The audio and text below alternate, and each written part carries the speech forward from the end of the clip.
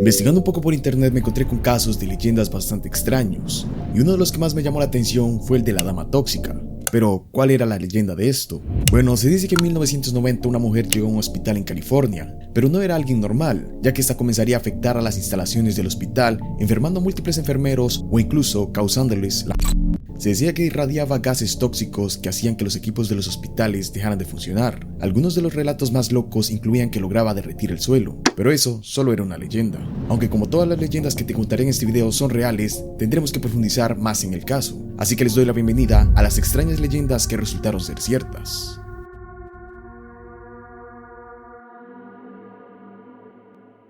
Gloria Cecilia Ramírez es esta mujer. Nació en el año 1963 y fue apodada como The Toxic Lady, lo que en español es la dama tóxica. Pero, ¿por qué se le apodó así? El 19 de febrero de 1994 a las 8:15 p.m. Gloria llegaría al hospital debido a su cáncer de cuello uterino que se encontraba en fase avanzada. Fue trasladada a la sala de urgencia después de sufrir taquicardia y respiración de Cheyne-Stokes. El personal médico le inyectó diazepam, midazolam y lorazepam. Parecía que Gloria estaba comenzando a responder bien al tratamiento, pero los médicos comenzaron a notar un brillo aceitoso en la piel de Gloria. Además, notarían un olor extraño parecido al ajo. Una enfermera llamada Susan Kane comenzaría a extraer sangre del brazo de Gloria, pero notó algo extraño. Del tubo provenía un olor parecido al amoníaco. Le pasó la jeringa a Julia Gorchinsky, la cual notaría unas partículas de color manila en la sangre. Lo extraño comienza cuando la enfermera Kane, la que extrajo la sangre, se desmayó y tuvo que ser retirada de la sala. Poco tiempo después, Kane comenzaría a sentirse mareada, así que salió de la sala hasta que se terminó desmayando. Una terapeuta respiratoria que estaba ayudando en la sala de traumas también se terminaría desmayando. Así todo el personal recibiendo la orden de evacuar a todos los pacientes de la sala de emergencias hacia el estacionamiento. Un grupo reducido de médicos se quedaría en la sala para tratar de estabilizar a Gloria, pero cualquier esfuerzo fue en vano. Gloria acabaría muriendo a causa de su cáncer. Luego de eso, el Departamento de Salud se encargaría de hacer una investigación sobre lo que estaba ocurriendo. Entrevistaron a 34 personas que estaban en la sala y varios decían que habían desarrollado síntomas severos, como pérdida de conciencia, falta de aliento y espasmos musculares. Varios de ellos estuvieron hospitalizados, además el hospital tuvo que ser evacuado y descontaminado. Luego de la muerte de Gloria se hicieron varias investigaciones con el cuerpo y restos en el hospital y surgieron varias teorías de qué fue lo que pudo haber sucedido. La primera teoría dice que Gloria pudo haber usado dimetilsulfóxido como tratamiento alternativo y que al combinarse con otros factores podría haber causado los síntomas, pero esa simplemente es la primera teoría. La segunda dice que puede que un producto de la descomposición del cuerpo y ciertos medicamentos administrados a Gloria hayan podido causar los síntomas. Y la tercera, que fue un simple error médico. Realmente no se sabe cuál fue la razón de que esta mujer irradiara algo tóxico que hizo que varios de los médicos comenzaran a tener síntomas extraños o incluso llegar a desmayarse. Y todo seguirá siendo un gran misterio.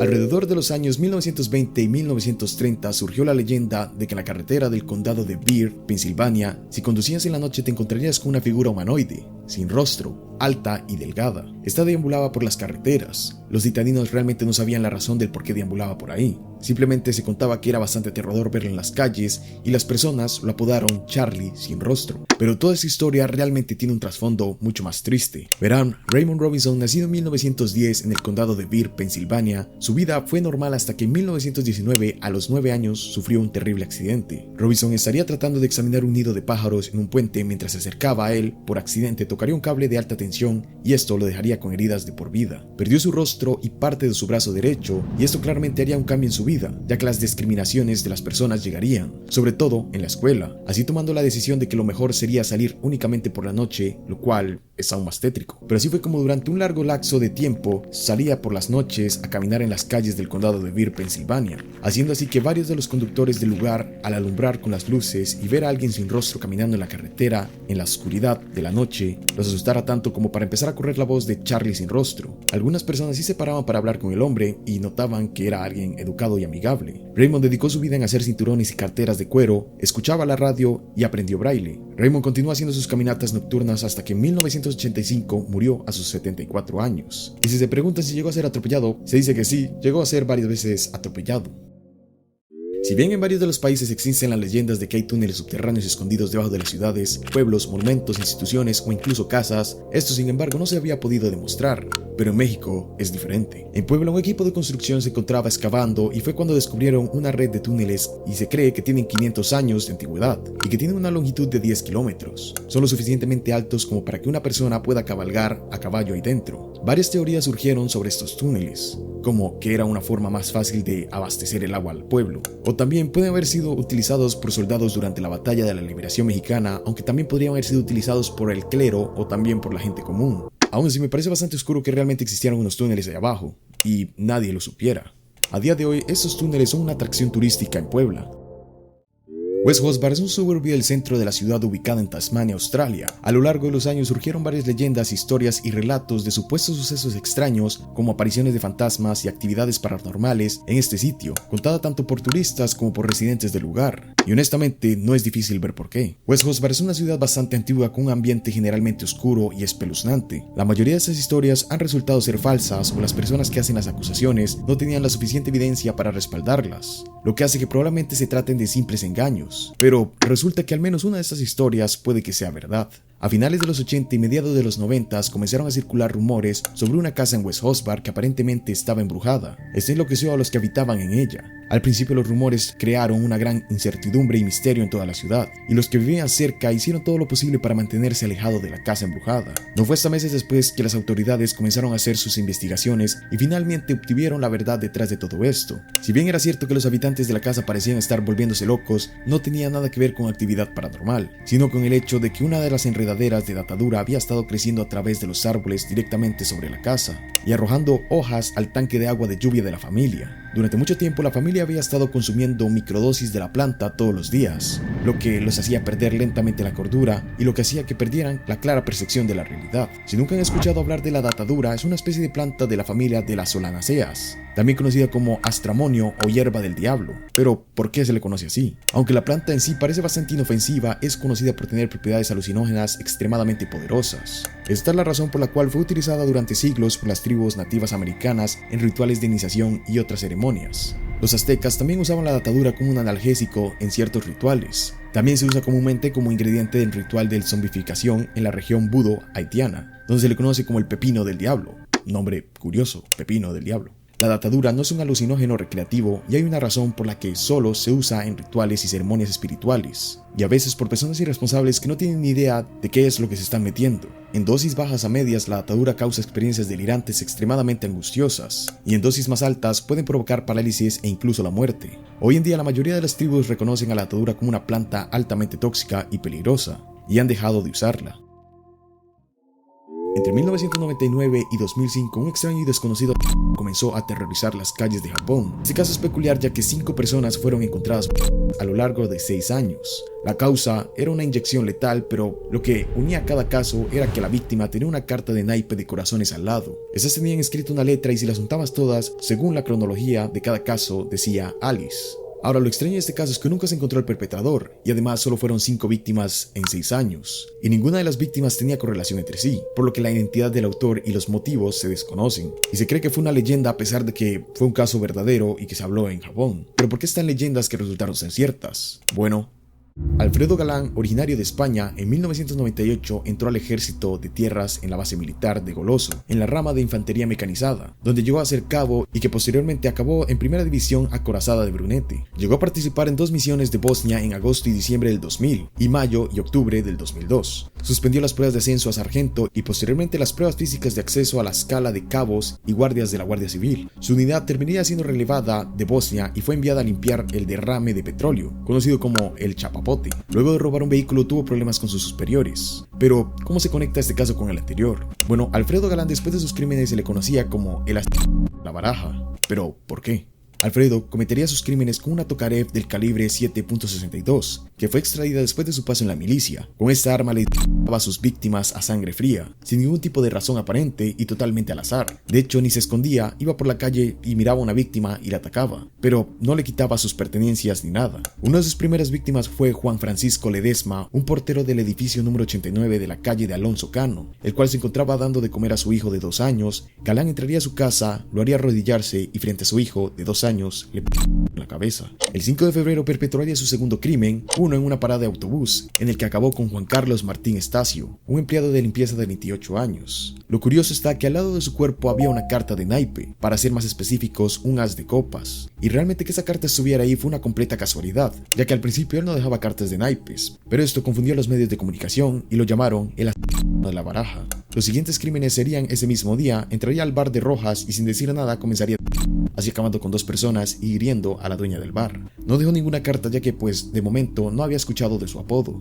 Un mes después, el 7 de marzo, regresaría y atacaría a Santiago Eduardo Salas, el cual recibió un disparo que rompería su quijada ya que atravesó ambas mejillas. Al lado de él estaba su amiga, la cual se salvó gracias a que el arma de Galán se encasquilló. Galán abandonaría el lugar no sin antes arrojar un naipe de 2 copas y afortunadamente Santiago sobrevivió al ataque. Y su último crimen fue solo 11 días después, en el que acabaría con George y Doina Magna, ambos de 40 años de edad. El primero en ser atacado fue George, por la espalda. Su esposa se giró y trató de protegerse, pero fue en vano y ambos terminaron muriendo.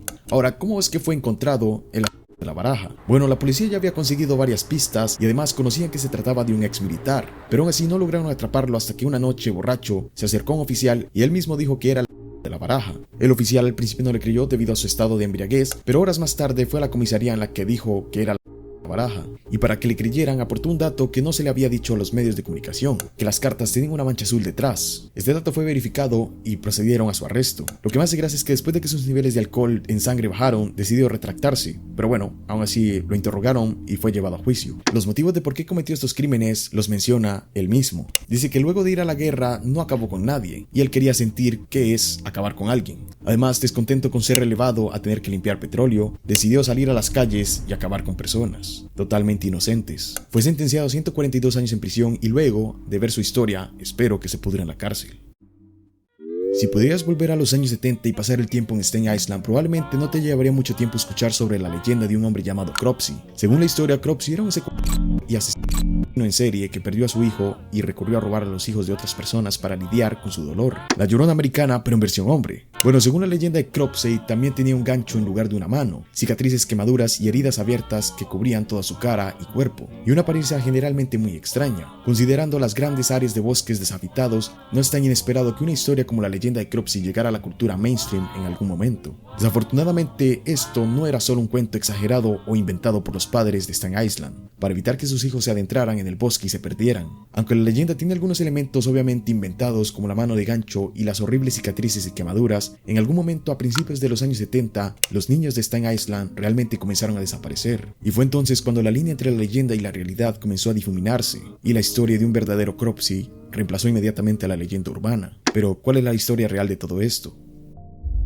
Andrew Rand era un hombre de Manhattan que nació en 1944 y se mudó a Staten Island a finales de los 60. Después de trabajar durante 2 años en Willbrook State High School para niños con discapacidades, Rand fue arrestado en 1969 y cumplió más de 1 año de prisión por el intento de ataque a una niña de 9 años. Tan pronto como fue liberado 16 meses después, comenzaron a aparecer informes de más niñas desaparecidas en todo Staten Island, incluyendo a Alice Pereira de 5 años, quien estaba jugando en el vestíbulo de su edificio cuando desapareció sin dejar rastro. Durante la siguiente década, Rand fue el principal sospechoso en las desapariciones de varias otras niñas jóvenes en la zona, aunque Rand con frecuencia era la última persona en ser vista con ellos, y finalmente nunca hubo suficiente evidencia para encerrarlo. Durante muchos años, a menudo se le veía caminando con niños pequeños, paseando con ellos e incluso llevándolos a almorzar y cenar con él en restaurantes locales. Después de años de dejarlo caminar por las calles como un hombre libre, la policía finalmente tendría el avance del caso en 1987, cuando encontraron evidencia clara y irrefutable de que Rand había estado detrás de la desaparición y el asesinato de Jennifer Shear,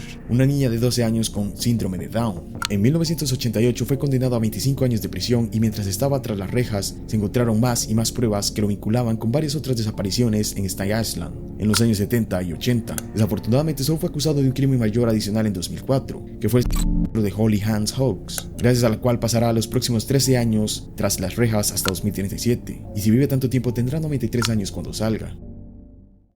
La leyenda de Candyman proviene de una película con el mismo nombre. Esta dice que si menciona repetidamente la palabra Candyman al frente de un espejo, él se presentará. En la película se representa de que sale de un espejo de un botiquín, pero ¿cómo fue esto en la realidad? En 1987, Chicago Reader publicó una historia llamada The Came In Through the Bathroom Mirror, que traducida es Entraron a través del espejo del baño. Dentro de ella nos habla de Ruth McCoy, una mujer que vivía en un proyecto de viviendas de Chicago. Ruth hizo una llamada al 911 insistiendo en que estaba siendo atacada en su apartamento. Cuando la policía fue hacia su apartamento, la encontraron debido a heridas de bala. Los investigadores determinaron que sus agresores habían obtenido acceso a su casa rompiendo la pared de conexión entre el apartamento y subiendo a través del botiquín. La vivienda fue construida de esa manera intencionalmente, de modo que los fontaneros que investigaran las fugas podrían simplemente quitar el gabinete para revisar las tuberías. Y esto se convertiría en una forma para que los ladrones accedieran a los departamentos. Curiosamente, Candyman no solo fue un hecho de entrar por un espejo, sino que también fue el apodo de un asesino. Dean Arnold Carl fue un asesino en serie estadounidense que cometió sus delitos en Houston, Texas durante los años 70. Ahora se le conocía como The Candyman, ya que Arnold creaba dulces caseros para atraer a los jóvenes y ganar la confianza de ellos, así haciéndoles más fácil el poder secuestrarlos. En total acabó con 28 niños confirmados, pero se cree que pueden haber sido más. Todo esto no lo hizo solo, sino que contaba con la ayuda de otros 2 adolescentes que lo ayudaban a atraer a sus víctimas y también le ayudaban a deshacerse de los cuerpos. Arnold sería traicionado por uno de sus ayudantes, cansado de hacer lo que estaba haciendo, y tras ser matado por Arnold, haciendo que este terminara disparando y posteriormente llamando a la policía.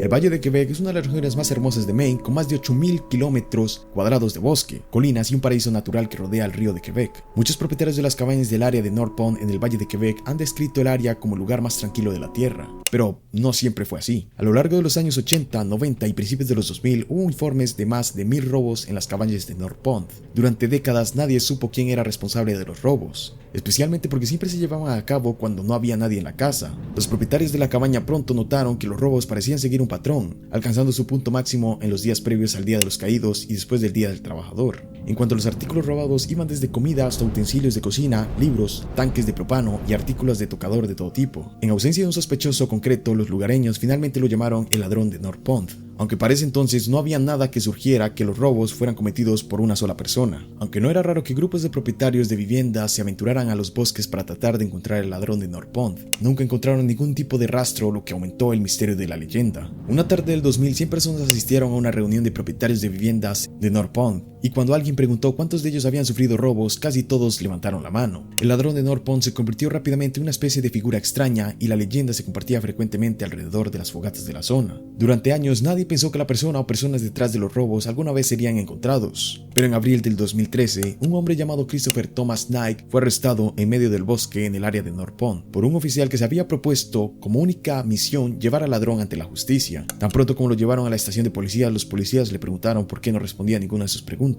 Y al principio parecía que tenía problemas para hablar, pero finalmente respondió que estaba avergonzado de sí mismo. Como se reveló más tarde, Christopher había estado viviendo en medio del bosque solo, en una tienda de campaña sin calefacción, sobreviviendo solo con cosas que robaba de las cabañas cercanas de North Pond. Había sobrevivido a temperaturas invernales de 20 grados bajo cero durante años, y no había ido a ningún médico ni había tomado ningún medicamento durante 3 décadas. Lo más increíble de la historia del ladrón, ahora también llamado el ermitaño de North Pond, es que durante todo el tiempo que vivió en el bosque no tuvo ni una sola conversación con otro ser humano, excepto con una vez que se encontró con un excursionista y solo le dijo hola.